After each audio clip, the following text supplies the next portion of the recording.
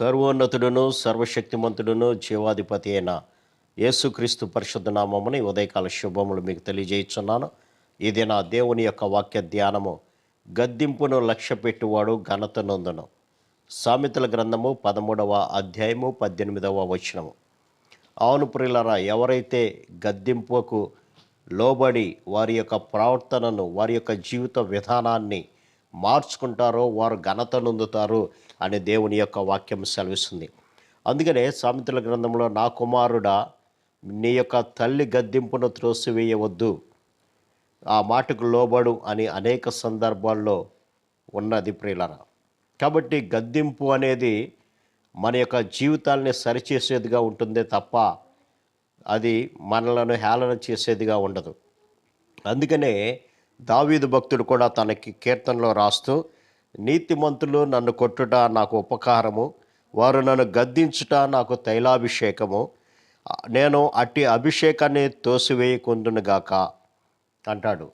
కాబట్టి ఎవరైతే నీతిమంతులుగా ఉండి మన యొక్క జీవిత విధానాన్ని సరిచేయాలని ఆలోచన చేసి మనల్ని గద్దిస్తూ ఉంటారో ఆ మాటకు లోబడాలి, కానీ వారి మీద తిరుగుబాటు చేయవద్దు అంటారు. అందుకని ఇక్కడ అంటాడు, అట్టివారు నన్ను గద్దించుట నాకు తైలాభిషేకము, అట్టి అభిషేకాన్ని నేను త్రోసివేయను అని అన్నారు.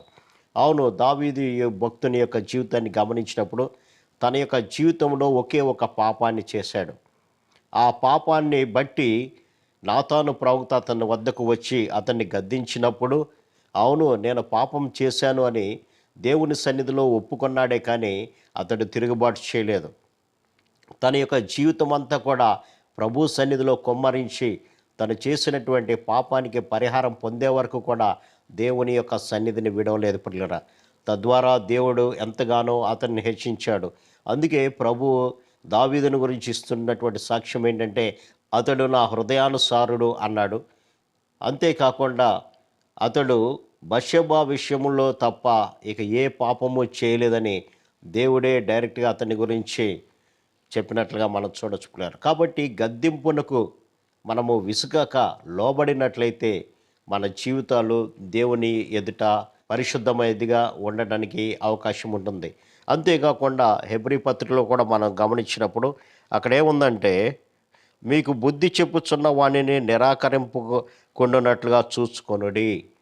వారు భూమి మీద నుండి బుద్ధి చెప్పినప్పుడు వానిని నిరాకరించినప్పుడు తప్పించుకొనలేకపోయిన ఎడ్ల పరలోకము నుండి బుద్ధి చెప్పుచున్న వాడిని విసర్జించు మనము తప్పించుకొనకపోవటం మరి నిశ్చయము కదా అని అంటారు.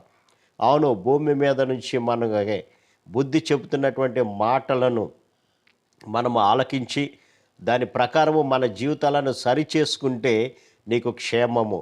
ఒకవేళ వినకపోతే నీ ఇష్టం వచ్చినటువంటి రీతిలో ప్రవర్తిస్తూ ఉంటే, భూమి మీద చెప్పేటువంటి మాటలే వినకపోతే పరలోకం నుంచి ప్రభు చెప్తున్నటువంటి మాటలు నీవు అసలు వినవు కదా, అట్లాంటప్పుడు శిక్ష నీ మీదకి వస్తుంది అని దేవుని యొక్క వాక్యము సెలవిస్తుంది పిల్లరా.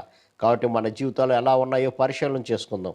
నీతిమంతులు దేవుని యొక్క వాక్యాన్ని ఎత్తి చెబుతున్నప్పుడు ప్రభు మనతో డైరెక్ట్గా మాట్లాడుతున్నాడు అనేటువంటి ఆలోచన కలిగిన వారమైతే, ఆ వాక్యము నాతోనే నా కొరకే మాట్లాడుతున్నారు అనే ఆలోచన కలిగి ఉన్నట్లయితే మన యొక్క జీవితాలను సరిచేసుకుంటాం. అలా కాకుండా నన్ను కావాలనే అందరి ముందు హేళన చేయాలనే ఈ విధంగా చెప్తున్నారు అని కనుక ఆలోచన ఉన్నట్లయితే మన జీవితాలు పరలోకంలోనికి కాదు కానీ నిత్యమైనటువంటి నరకంలోనికి వెళ్తాయి. ఎందుకంటే మన జీవితాలను సరిచేసుకోం. దావీదు భక్తుడైతే నేను పాపం చేశానని ఒప్పుకున్నాడు, కానీ బొంకలేదు ప్రియులారా. కాబట్టి మన జీవితాల్లో కూడా గద్దింపు కనుక మాటలు విన్నట్లయితే మన జీవితాలను దాని ప్రకారం సరి చేసుకుని మనము జీవించినట్లయితే ప్రభు తప్పనిసరిగా మనల్ని ఆశీర్వదిస్తాడు.